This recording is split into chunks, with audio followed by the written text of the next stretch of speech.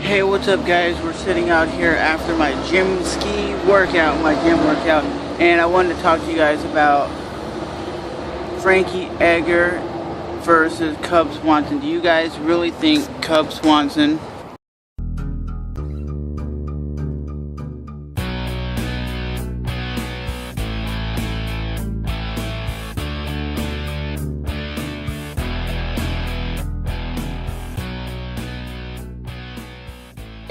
Do you guys really think that Cub Swanson or Frankie Edgar deserve a title shot? They're number one and number two in the 145-pound division. Do you really think that they deserve a title shot, or do you really think Conor McGregor, when he beats Dennis Seaver, he's the man who deserves a title shot at 145? Because he's only had maybe 3 fights that I know of at 145, and he's dominating. Yes, he's getting more recognition than these guys because, for one, he talks the talk and walks the walk. Not necessarily the best fighter, because I was watching the Joe Lozon podcast. If you guys don't know, he has one on the Joe Lozon YouTube channel. And he was basically saying Cub Swanson and Frankie Edgar deserve a title shot more than Conor McGregor, because Conor McGregor is just all talk. He says, yes, he is a phenomenal fighter, but the way he's portrayed himself, he's not as good as maybe he's portraying himself, but he is dominating people. And he's telling people, I'll beat your ass in the first round. He beats their ass in the first round. Do you really think he's the one that deserves a title shot? Just because he's talking, just because, like, Chael Sonnen got a title shot with John Jones when he didn't deserve a title shot, and you've seen what happened in that title fight.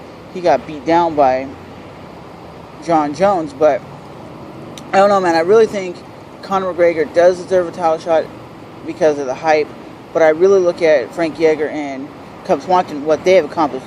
Cub Swanson beat all the top guys in the world. Yes, he did lose to the champion by a brutal knee. You look at Frankie Edgar beating BJ Penn, which was, I wouldn't say impressive, because BJ hasn't looked that great, and he has done a lot. Frankie Edgar did lose to the champion, which I think in that fight, he won the title fight. Frankie Edgar's not a devastating finisher.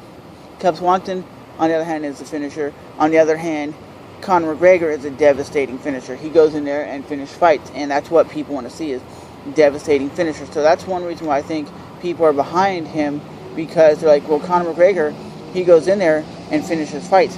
Just like you used to hear Kenny Florian, I finished fights at 155, because he would go in there and submit him or he'd knock him out. But I do recommend you guys listening to the Joe Lozon podcast. If you guys don't know, like, I'll put a link somewhere in the video description or above my head. But with that being said, guys, that's just my opinion. I don't really think he deserves a title shot yet. I think it should go to Swanson or Frankie. But with that being, while I'm here in Florida, it's still hot and humid, probably about 70 degrees with like 90% humidity. So I'm kind of sweating my ass off just sitting out here. So hopefully you guys... So what do you guys think of Nick Diaz basically saying he doesn't really like to fight? He does it because he enjoys the paycheck, which the paychecks are good, but he also enjoys the workout. Like, he enjoys the getting in shape factor of the whole mixed martial arts, because you look at Nick Diaz, he's a triathlon. He does triathlons not to be the best in the world, but he does it because it's an extreme workout. So do you guys think if he does win, he will get a title shot at Chris Weidman, or if Anderson wins, he'll get an automatic title shot at Chris Weidman? Because you look at it this way, these two dudes are the best fighters in the world. I really think Nick Diaz is an underrated guy. A lot of people don't put him up there as the pound-for-pound best fighters of all time, but look what he's done. 11-2 in his last 13 fights. That's a beast. He's a former Strikeforce champion.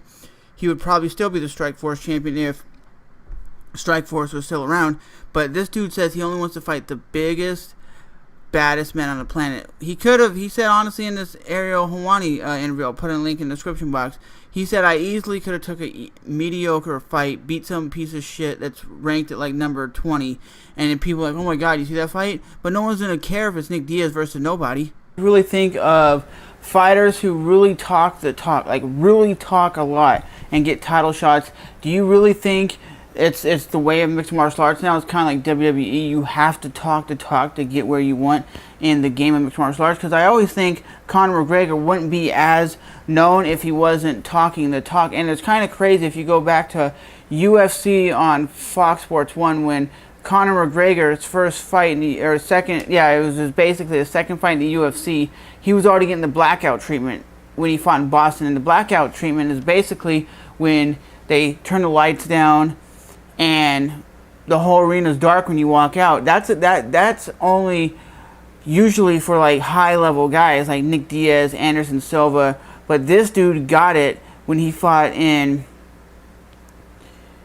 Boston, and he was like really not a really known guy, but the crowd was going ballistic for him.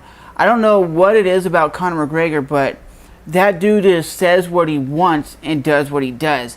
He really literally just talks shit and backs it up. That's how I think every MMA fighter should be. You shouldn't be one of those guys that when the UFC comes calling, yo, you want to fight this guy? Nah, I'm cool. I don't want to fight my teammate. Conor McGregor's the type of guy, hey, I'm going to go in there and whoop your ass, and I'm going to do it convincingly. He talks it and does it. So do you think that's one of the main reasons why he is at the level of competition that he's facing?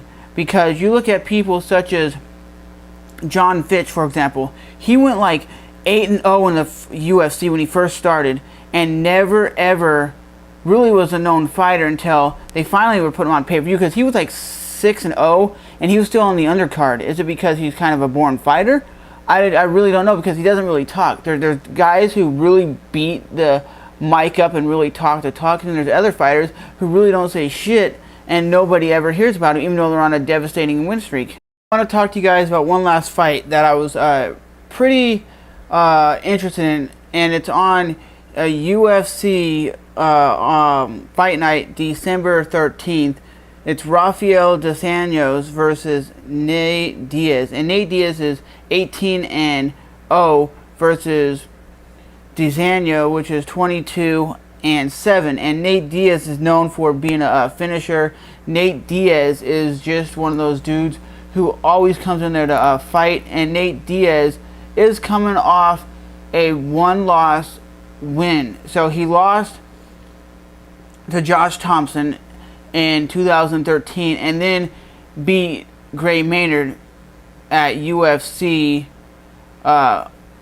in November of last year, and that was his last fight. So do you think Nate Diaz is a guy that's going to beat Rafael dos Anjos? Because he's on a 1-2-3-4. He was on like a 4-fight win streak before he had a 2-loss losing streak to the champion at the time, Benson Henderson. And you got to look at Rafael dos Anjos. A lot of people are saying, nah, man, I don't want to fight that guy, because he's on a he's on a 2-fight win streak, but he is a all-around fighter, and I still think Nate Diaz has the cardio, the long reach.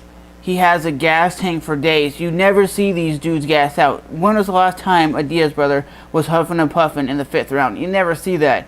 And Rafael dos Anjos either is going to finish his fight in devastating fashion and knock out Nate Diaz, or Nate Diaz is going to take it into deep water and land heavy-handed strikes, because Nate Diaz doesn't really get taken down that often, and he throws like 200 punches per fight. That's fucking ridiculous, man.